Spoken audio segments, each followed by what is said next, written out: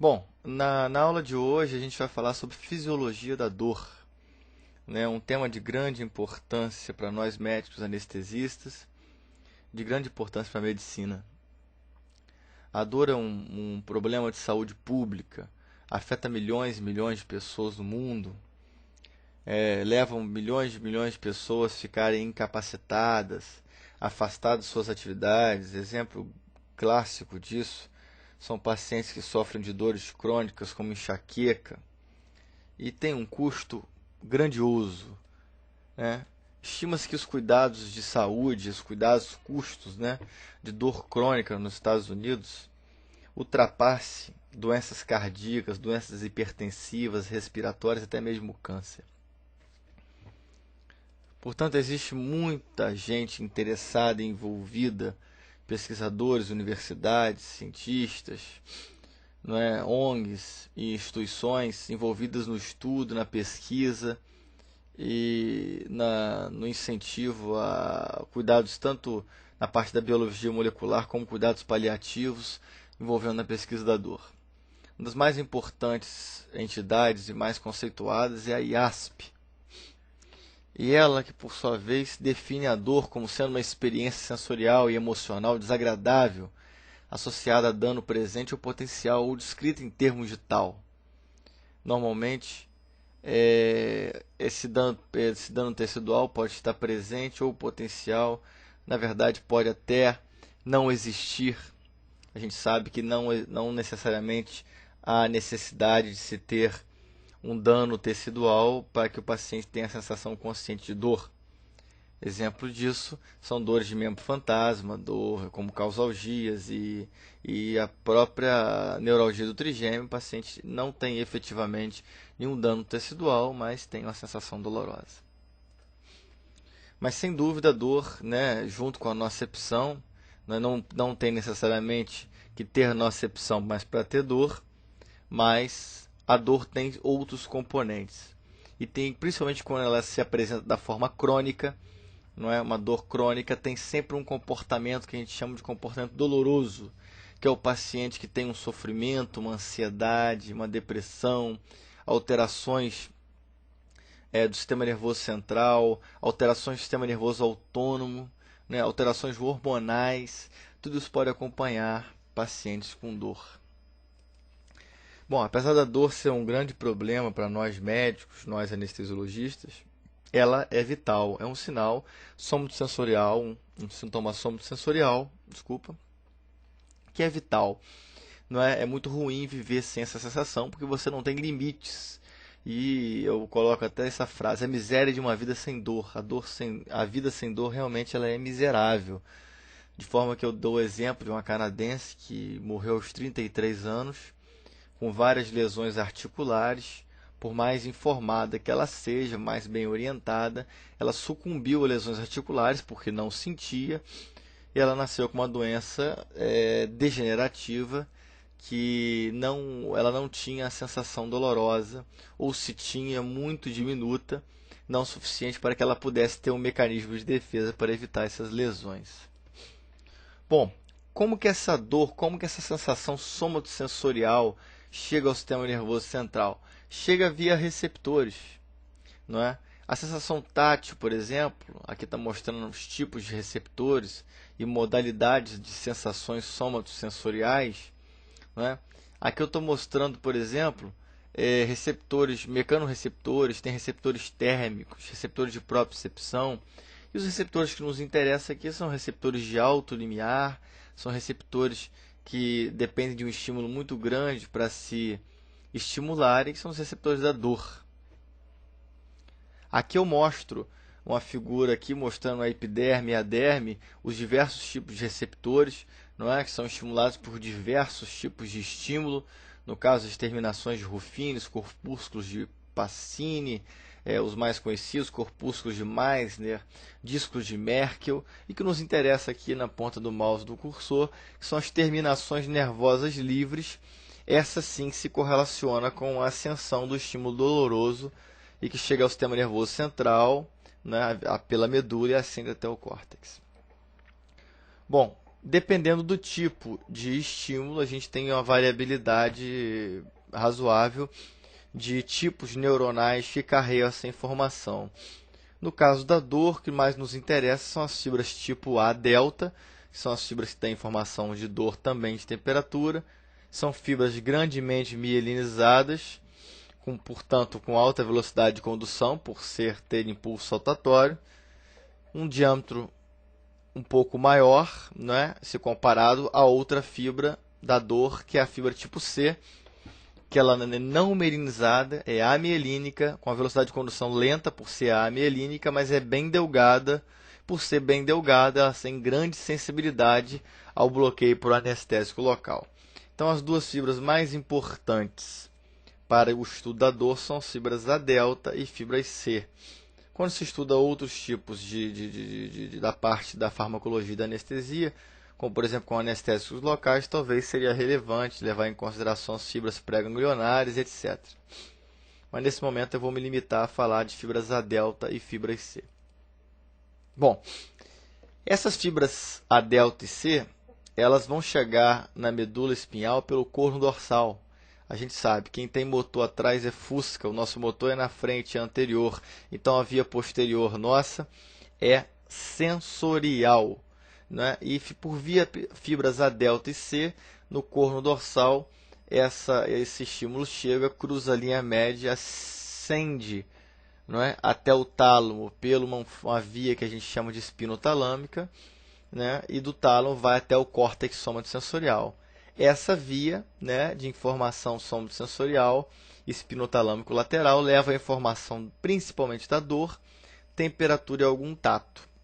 E as terminações nervosas livres captam essa informação, são carreadas por fibra A delta e C e ascende pela via espinotalâmica, que a gente vai ver à frente, que pode ser tanto a neoespinotalâmica como a paleoespinotalâmica. No caso, por exemplo, existe uma outra via do sistema somatosensorial, que é a via do dorsal leminísco medial, que leva as informações às outras informações somatosensoriais, como tato, vibração, discriminação de 2 pontos e propriocepção. E essa informação chega até o sistema nervoso central por outros tipos de neurônio, como neurônios A alfa, beta, também A delta. Mas em relação à dor, os mais importantes são A delta e C. Importância médica disso, em pacientes com síndrome de hemissecção da medula, ele pode ter perdas parciais de estímulos, por exemplo, sem não ter dor, mas sentir tato, enfim, e vice-versa. Bom, esses nociceptores, ou receptores da dor, ou terminações nervosas livres, são receptores que são ativados por estímulos que normalmente têm o potencial de causar lesão do tecido. Por exemplo, estimulação mecânica extensa, um grande trauma, temperaturas elevadas, calor, privação de oxigênio, uma isquemia miocárdica, uma isquemia distal, uma isquemia intestinal. Produtos químicos, ácidos, tudo isso pode estimular esses nociceptores e estimular também a sensação da dor. Aqui eu mostro um neurônio, né, que chega na medula espinhal, onde não há nenhum tipo de estímulo doloroso, não há nenhum tipo de estímulo de alto limiar. Portanto, não há despolarização, não há frequência de disparo. Aqui eu já mostro um estímulo nocivo, que seja um estímulo químico, físico. Esse estímulo nocivo há uma frequência de disparo nessas terminações nervosas livres. Esse nociceptor ele é ativado e vai chegar a levar a informação até o sistema nervoso central. Naquele caso anterior, a gente viu um estímulo nociceptivo. Nesse caso, tem um neurônio que está com grande frequência de disparo, só que essa frequência de disparo é espontânea, não existe nenhum estímulo nociceptivo.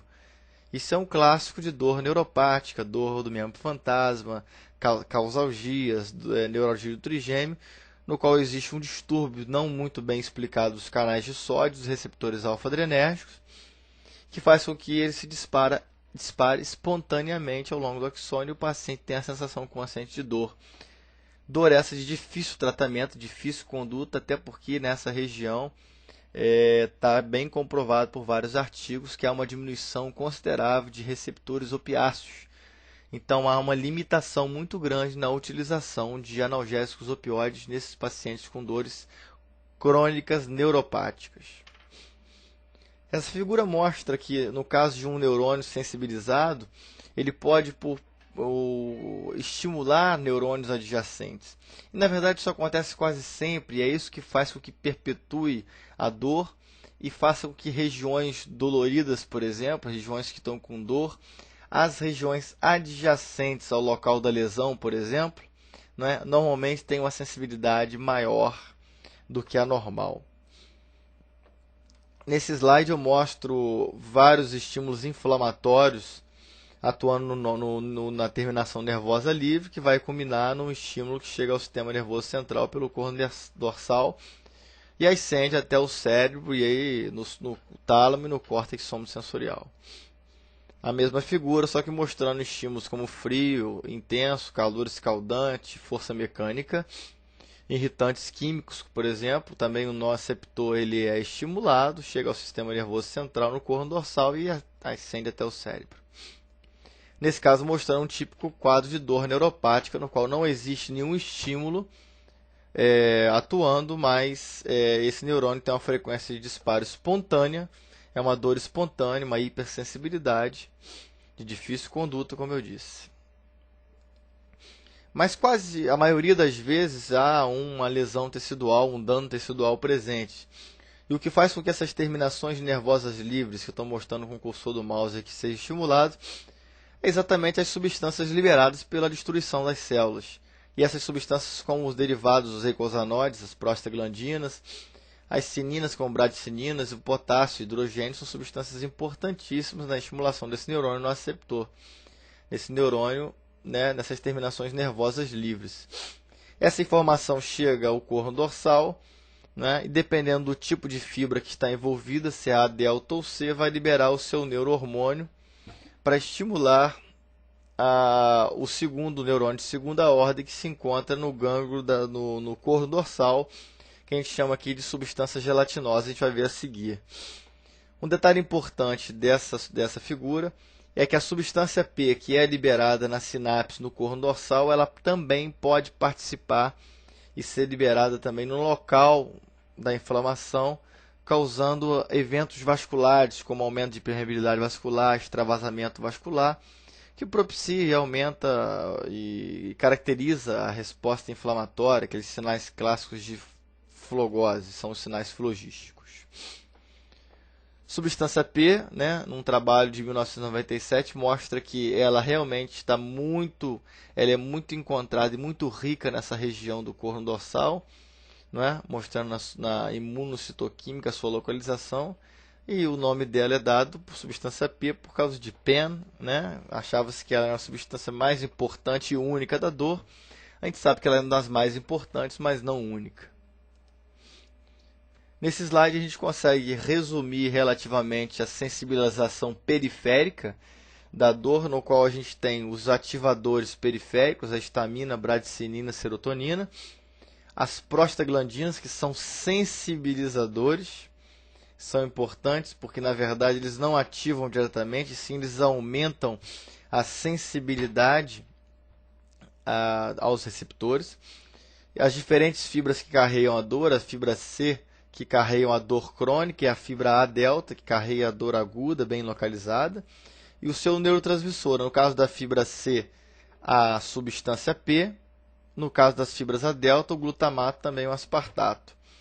Nas fibras C, o receptor no corno dorsal é a neuroquinina 1, ou neurocinina 1, e no caso das fibras A delta, que tem o seu neurotransmissor glutamato, ele vai ativar os seus receptores, que são NMDA e AMPA.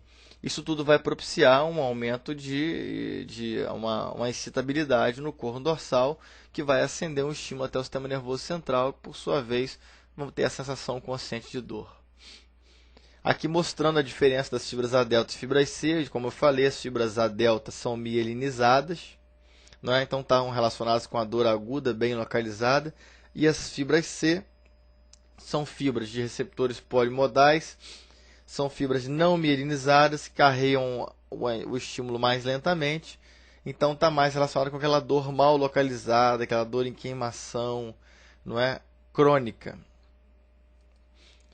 Aqui eu mostro no momento no qual a sinapse desse neurônio de primeira ordem no corno dorsal mostrando da dor aguda a presença, a participação importante do glutamato e os seus receptores, o AMPA e o NMDA. E no caso da dor crônica, a substância P, que atua nos seus receptores de neuroquinina. Importante que essa substância P, tanto o glutamato e a substância P, pode causar alterações genéticas. Essas alterações genéticas, principalmente em genes C-FOS, causar por alteração dos metabólitos do óxido nítrico, perpetuar, causar uma hiperalgesia, uma memória da dor, que pode fazer com que o paciente tenha uma dor crônica. Resumindo a sinapse no corno dorsal, aqui mostra o que nos interessa, as fibras A delta e fibras C, que são fibras que estão ligadas aos nociceptores. As fibras C fazem sinapse na lâmina 1 e 2 de Hexel, aqui mostrando o corno dorsal. E as fibras A delta fazem sinapse nas lâminas de 1 a 5. Essa região aqui da lâmina 2 é a chamada substância gelatinosa, onde tem o portão da dor. Porque realmente é onde o primeiro neurônio nociceptivo chega e faz sinapse. Essa região pode ser interferida e pode ter interferências de substâncias. Mostrando que depois que esses neurônios, tanto o C quanto o A delta, fazem sinapse em suas respectivas lâminas, eles cruzam a linha média, como eu falei, na substância gelatinosa aqui, cruzam a linha média, né, e ascende pelo que a gente chama de via anterolateral ou lateral, que é a espinotalâmica. Aqui mostrando um exemplo disso, né? O neurônio periférico chega no corno dorsal, na coluna dorsal, cruza a linha média, ascende pelo trato espinotalâmico, passa pelo bulbo sem fazer sinapse, medula oblonga, medula com 2 L's é bulbo, chega à região importante que já tem uma sensação da dor, já tem uma consciência relativamente precisa da dor e vai até o córtex somatosensorial. Então, como a gente viu, a dor tem o seu componente somático, que é a dor em si, e tem o seu componente psicogênico. Só que a dor não tem só o seu estímulo, o seu componente somático, a sensação consciente de dor. É importante que a dor tem outros componentes, que são, por exemplo, componentes do sistema afetivo motivacional, ou como eu disse no início, paciente com sofrimento emocional, perda de motivação, do sistema cognitivo, por exemplo, perigo, medo, sistema nervoso autônomo, e aquilo que a gente tem visto lá desde o início, que é o sistema sensorial discriminativo, na sua intensidade, duração e localização. Isso é importante por quê? Porque isso tem um componente anatômico. E aqui a gente vê o trato espinotalâmico, não é? Que leva à informação da dor discriminativa, não é? Mostrando, cruza a linha média, ascende pela medula oblonga, ponte, chega ao tálamo, o córtex somatosensorial. Temos mais duas vias que também levam à informação dolorosa, que é a via espino-reticular, que é importante no componente emocional da dor, e a via espinomesencefálica, que é importante nos componentes autonômicos da dor, como, por exemplo, paciente com dor tem crise hipertensiva, tem calafrio, pode ter reflexo vagal e etc. Uma outra diferença anatômica, neuroanatômica da dor é no caso da dor crônica e da dor aguda, porque a via neoespinotalâmica, que é essa que eu estou mostrando aqui em azul, ela ascende da mesma forma quase que a mais antiga palioespinotalâmica. No entanto, a palioespinotalâmica tem uma representação mais difusa no córtex, de forma que ela é menos localizada, é menos específica. Aqui mostrando a parte do córtex somatosensorial, que se localiza no giro pós-central, não é? A importância dessa região. Aqui eu mostro um exemplo de dor referida, que a dor, o estímulo, a terminação nervosa livre chega no corno dorsal, não é? E nesse caso ela pode chegar junto com o mesmo neurônio da víscera.